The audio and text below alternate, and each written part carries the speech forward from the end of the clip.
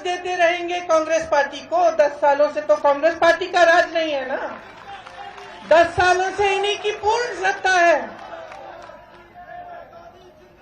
पूर्ण बहुमत रही है। कहते हैं 400 पार और बहुमत चाहते हैं और सत्ता चाहते हैं। 10 सालों में इन्होंने क्या किया है? कहते हैं 75 सालों में कुछ नहीं हुआ। अगर कुछ नहीं हुआ होता तो यहाँ उत्तराखंड का इतना हुनर कहां से आया? आईआईटी, आईआईएम पूरे देश भर में कहां से आए? एम्स कहां से आए?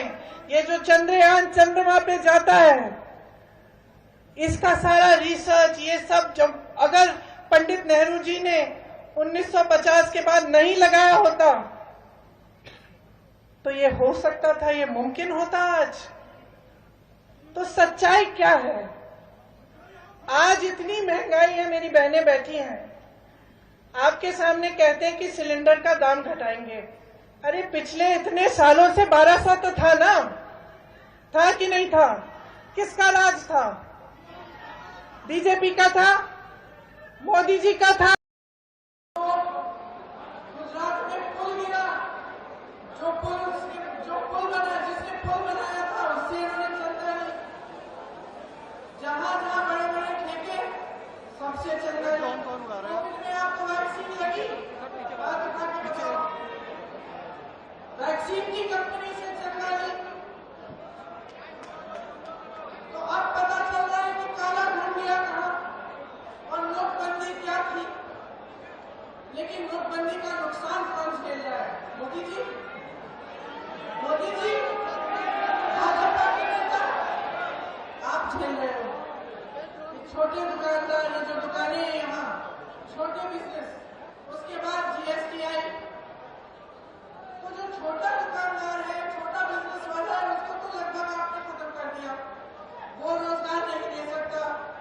खेती किसानी पे है, किसान जीएसटी पे इतना खर्चा कर रहा है, इतनी महंगी हो गई है सारी चीजें उसके लिए, चाहे खाद हो, चाहे पेट्रोल डीजल हो, चाहे जिन चीजों पर जीएसटी हो, तो किसान इतना तरस रहा है महंगाई से, इतना उसको दबा दिया गया है कि वो कमा नहीं पा रहा है।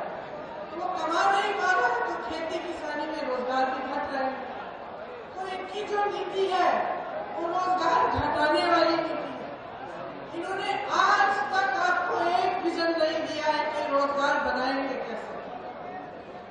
कांग्रेस पार्टी जिन प्रदेशों में सरकार में आई, हमने उन प्रदेशों में गारंटी दी थी कि हम सरकारी पद भरेंगे। क्यों?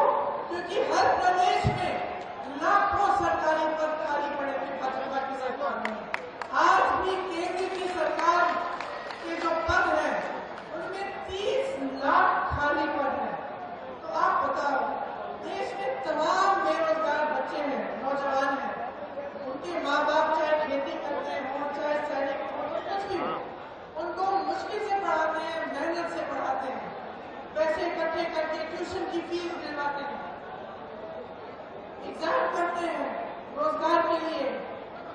कोई बीएससी करता है, कोई बीए करता है, एमए करता है, पढ़ाई लिखाई तो सबकी लगभग पूरी हो जाती है अपने माता पिता की मेहनत से। फिर क्या होता है? रोजगार मिलता है नहीं। अब कह रहे हैं कि 30 लाख खाली पद है